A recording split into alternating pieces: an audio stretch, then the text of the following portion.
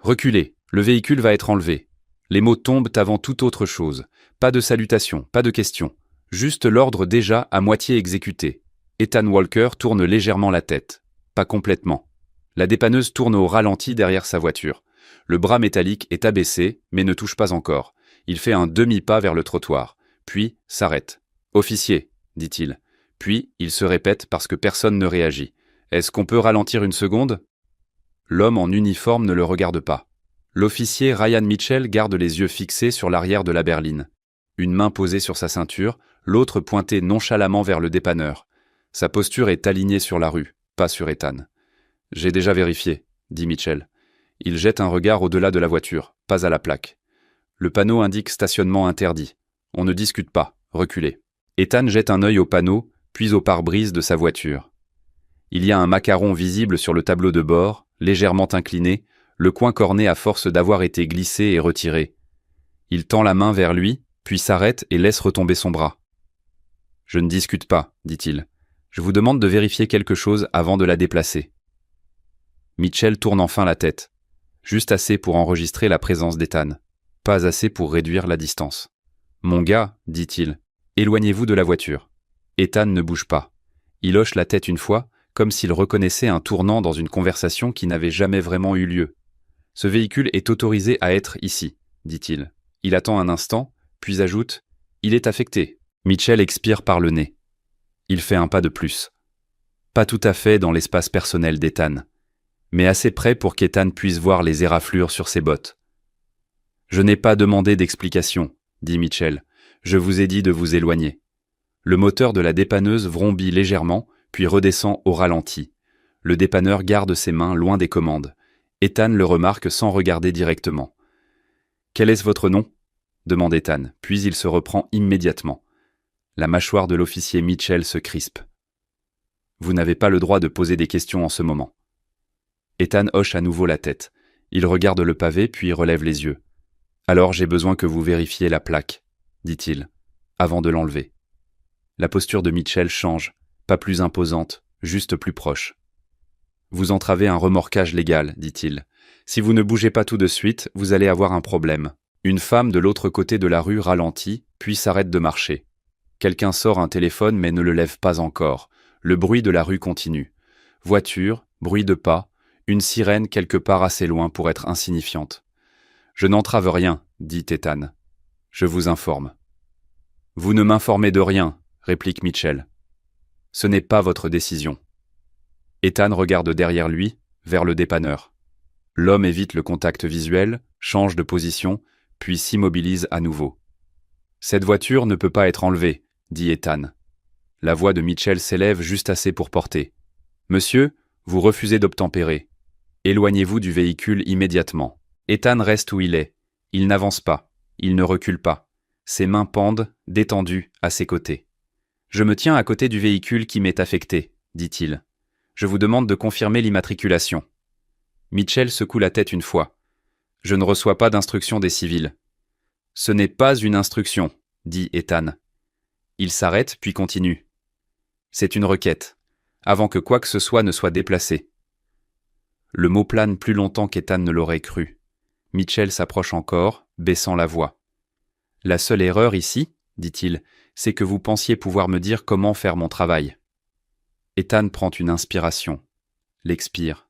« Veuillez appeler un superviseur. » L'expression de Mitchell se durcit. « Vous n'avez pas à faire monter la pression, dit-il. Vous êtes déjà sur de la glace mince. » Il tourne la tête et appuie sur le bouton de sa radio. « Centrale, lancez une autorisation de remorquage, civil refusant d'obtempérer. » Ethan écoute. Il n'interrompt pas. Il ne corrige pas la formulation. Il attend. Le dépanneur se racle la gorge. « Officier, faites votre travail, » dit Mitchell. « Crochetez-la. » Ethan reprend la parole. « Pour mémoire, je vous conseille de ne pas continuer. »« Pour mémoire, » réplique Mitchell sans le regarder. « Vous êtes sur le point d'être détenu. » La main de Mitchell se rapproche de ses menottes. Le mouvement est petit, pratiqué. Ethan ne réagit pas. Il reste immobile. « Ce véhicule, dit-il calmement, est enregistré au nom du gouvernement des États-Unis. » Mitchell sourit d'un air moqueur. « Bien sûr qu'il l'est. » Il regarde derrière Ethan vers la dépanneuse. « Crochetez-la. » Le dépanneur ne bouge pas tout de suite. La pause n'est pas annoncée, elle se manifeste par l'immobilité. Main loin des commandes, une botte orientée vers l'extérieur, poids déplacé et maintenu ainsi. Le bras métallique reste abaissé mais inutilisé. Ethan le remarque sans se retourner. « Officier, dit prudemment le dépanneur, vous voulez que je le fasse maintenant ?» Mitchell parle plus fort, cette fois plus sèchement. « Crochetez-la. » Le dépanneur hoche la tête une fois, trop vite. Il tend la main vers le levier, puis hésite à nouveau, les doigts planants avant de se reposer à ses côtés. Ethan reste où il est. « Avant de le faire, dit-il, sans élever la voix, je vous demande de confirmer la plaque via votre système. » Mitchell se tourne complètement vers lui. « Je n'ai pas d'ordre à recevoir de vous. »« Ce n'est pas une instruction, répond Ethan. C'est une demande de vérification. » Mitchell rit, une fois, court et sec. Ils disent tout ça. Ethan change légèrement de posture, inclinant son corps pour que Mitchell voie son visage plus clairement. Il ne s'approche pas, il ne s'éloigne pas. « Veuillez appeler un superviseur. » Cela tombe mal. Les épaules de Mitchell se soulèvent légèrement, puis retombent. « Vous n'avez pas à faire monter la pression, » répète-t-il plus lentement, comme si la répétition allait fermer la porte. « Vous êtes déjà sur de la glace mince. » Il active sa radio. « Centrale, confirmez la disponibilité d'un superviseur. Situation d'obstruction possible. » Ethan écoute. Il n'interrompt pas. Il ne réagit pas à la formulation. Il garde ses mains visibles. Le dépanneur regarde entre eux, puis détourne le regard, puis regarde à nouveau le camion. Il ne touche à rien. « Pour mémoire, dit Ethan quand la radio se tait, je demande la vérification de la plaque avant l'enlèvement. » Mitchell jette enfin un coup d'œil vers l'arrière de la voiture. Pas à la plaque elle-même, juste au-delà. Un demi-regard, disparu dès qu'il arrive. « Vous n'avez pas de permis affiché, dit-il. »« Ce véhicule ne nécessite pas de permis affiché, répond Ethan. Mitchell rit encore, mais cela n'a plus le même poids. C'est ce qu'ils disent du tous. Ethan porte la main vers sa veste lentement, délibérément. La main de Mitchell se lève brusquement. « Stop !»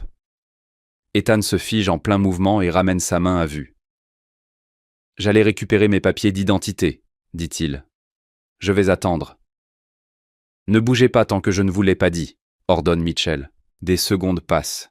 Pas beaucoup, assez pour être remarqué. La rue continue autour d'eux. Un camion de livraison passe. Quelqu'un se racle la gorge derrière l'écran d'un téléphone. La dépanneuse ronronne, régulière et bruyante. La radio grésille en retour. Unité 317, vérification de plaque en cours. Ça devrait changer les choses, marmonne Mitchell. Il était temps. Ethan tourne légèrement la tête vers le dépanneur. « Monsieur, dit-il, je vous demande de suspendre l'opération jusqu'à ce que la vérification revienne. » Le dépanneur hoche la tête de manière presque imperceptible. Il s'éloigne des commandes. Mitchell le voit. « Vous travaillez pour moi en ce moment, dit-il sans élever la voix. Le dépanneur déglutit. J'attends la confirmation. L'officier Mitchell regarde Ethan. « Vous voyez ce que vous faites ?» dit-il. « Vous causez des retards. »« La vérification évite les erreurs, » répond Ethan. Il n'ajoute rien d'autre. La radio grésille à nouveau. Cette fois, le ton est différent. Plus lent, plus délibéré. Unité 317, le fichier indique que la plaque appartient à un registre fédéral. Statut du véhicule en attente de confirmation de l'agence. La phrase reste en suspens. Mitchell ne répond pas immédiatement. Ses épaules se raidissent. Il se détourne d'Ethan, fait 2 pas vers le bord du trottoir, puis s'arrête et se retourne. « Répétez, » dit-il dans la radio. « Plaque associée à un registre fédéral, » répète le central. « Restez en ligne. » Un murmure sourd parcourt les passants. Le dépanneur s'éloigne complètement du camion, les mains désormais bien en vue. Mitchell regarde Ethan, puis derrière lui, puis la dépanneuse. « Quelle agence ?» demande-t-il. « Je peux fournir cette information à un superviseur, » dit Ethan. Mitchell active à nouveau sa radio. « Centrale, envoyez un superviseur sur ma position. » La réponse est immédiate. « Superviseur en route. » Mitchell ne touche plus à ses menottes. Il croise les bras, les pieds ancrés au sol, les yeux fixés sur Ethan. Le silence est utilisé comme un mur. Ethan reste immobile. Une voiture de patrouille sérigraphiée s'arrête quelques instants plus tard. Le sergent Laura Bennett en sort, balayant la scène d'un seul coup d'œil. La dépanneuse, le groupe de civils, la posture de Mitchell, Ethan à côté de la berline banalisée. « Qu'est-ce qui se passe ?» demande-t-elle. Mitchell répond en premier, rapide, défensif. « Il refuse de nous laisser remorquer. » Ethan attend. Quand Bennett le regarde, il parle avec calme. J'ai demandé la vérification d'un véhicule gouvernemental avant l'enlèvement. Bennett regarde la plaque, puis la dépanneuse, puis Mitchell. Le central a confirmé l'immatriculation fédérale en attente de détails, dit Mitchell. Bennett se tourne vers Ethan. Monsieur, êtes-vous en mission? Oui. Avez-vous vos papiers? Oui. Elle fait un geste. Vous pouvez les sortir.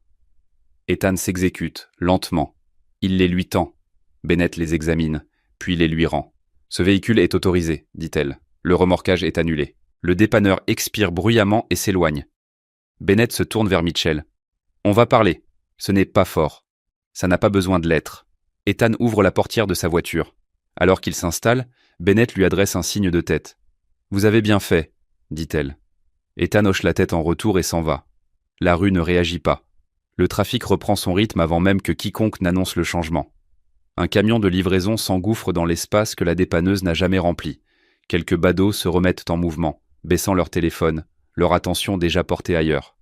L'officier Mitchell reste sur le trottoir. Le sergent Bennett attend que la voiture d'Ethan soit totalement intégrée à la circulation avant de se retourner. La pause est délibérée. Plus personne n'est pressé désormais. Le dépanneur parle déjà doucement dans sa propre radio, documentant l'annulation du remorquage. « Marchez avec moi », dit Bennett. Mitchell fait 2 pas, puis 3. Il s'arrête près de la voiture de patrouille, juste assez loin des derniers curieux. Bennett lève la main et éteint sa caméra piéton. Le clic est léger mais définitif. « Expliquez votre prise de décision », dit-elle. Mitchell se redresse. Le véhicule n'avait pas de permis visible. Le sujet a refusé d'obtempérer. Bennett ne répond pas tout de suite. Elle regarde vers le trottoir où la voiture était garée, puis vers la dépanneuse qui n'a jamais bougé. « Avez-vous vérifié la plaque avant d'autoriser le remorquage ?» demande-t-elle. Mitchell hésite. « J'ai lancé le remorquage sur la base d'une cause probable. » Ce n'était pas la question. « Non, dit-il. Je ne l'ai pas vérifié d'abord. » Bennett hoche la tête une fois, comme si elle confirmait quelque chose déjà consigné. « Et quand il vous a dit que c'était un véhicule gouvernemental, je pensais qu'il essayait de retarder l'application de la loi. »« C'est pour cela qu'on vérifie, » dit Bennett. « Pas pour cela qu'on saute des étapes. » Elle active sa radio. « Centrale, signalez cet incident et joignez-le à la tentative d'autorisation de remorquage. »« Reçu, » répond le central. Mitchell expire lentement. « Je ne savais pas que c'était fédéral. »« On vous l'a dit, » dit Bennett. « Vous avez choisi de ne pas confirmer. » Elle ouvre la voiture de patrouille et sort un petit carnet. Elle écrit pendant plusieurs secondes, puis relève les yeux. « Vous êtes relevé de vos fonctions de terrain pour le reste du service. Retournez au poste. » Mitchell cligne des yeux. « Est-ce une sanction disciplinaire ?»« C'est une procédure, » dit Bennett. « Une enquête interne suivra. » Il hoche la tête une fois. Pas d'argument, pas de question. Il se dirige vers son véhicule, ouvre la portière et s'assoit sans démarrer le moteur. La rue l'a déjà oublié.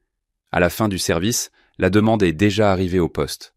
Mitchell entre par la porte latérale. Il retire son ceinturon et le place dans un casier. Le bruit du métal qui se pose est sourd, final. Un lieutenant le reçoit dans un petit bureau.